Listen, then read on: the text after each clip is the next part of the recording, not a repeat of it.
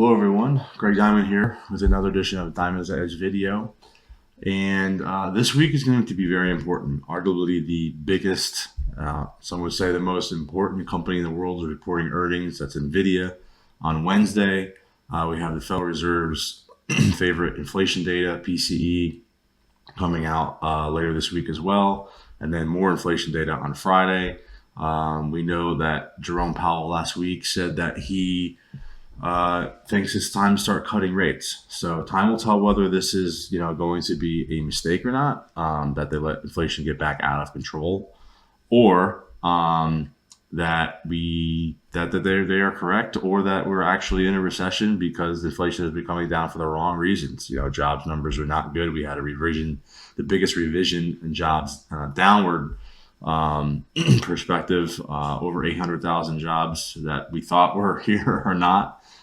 So that's obviously not good. Now, that's going out into the long-term macroeconomic picture, but in the short term, I'm really focused on a couple of things, three things really, this week and then into September. That is important time factors, that is divergence that I'm seeing, and that's also Elliott wave counts. So what I'm going to start with right now is Nvidia. Okay, and here again, they report earnings on Wednesday.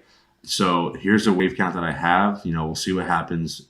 I wouldn't expect too much volatility within Nvidia, but that this stock is obviously a favorite, so there could be, but let's say there is. All right, and we have this situation where we have this fifth wave move up, and I'll zoom in here just to show you.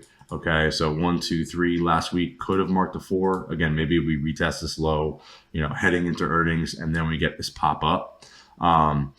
This wave 5 into a new all-time high in Nvidia, combined with some Gann time factors that I outlined for 10 stock trader subscribers this morning, that this to me is looking like a top, not the top, but a significant top in the market. Now, let's also look at another big, popular Magnificent Seven stock, if you will, is Microsoft. Now, look at the difference between what I just outlined in Nvidia and what we have here in Microsoft. You can see, back in July, Microsoft topped out, and so I have this 1, 2, 3, 4, 5 coming up here, and this red box is a Fibonacci confluence zone of resistance. Maybe it pops up here into the 450-ish area if Nvidia kind of drags everything higher.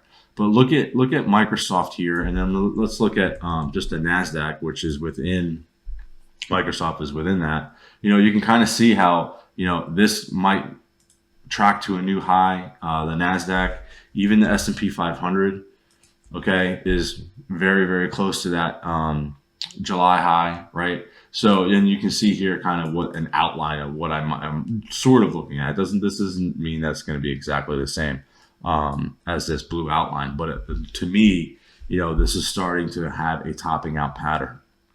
So we're going to watch what Nvidia is going to be doing. We're going to watch how the Nasdaq reacts, S&P, but also a stock like Microsoft that was leading and now isn't. Okay. We can also look at the iShares Russell 2000, which has been since Friday had a big move with again the announcement of the Federal Reserve cutting rates. You can see here I have this window of time that is important. So if I start to see the small caps make a new high while Microsoft doesn't, to me that's a big warning sign.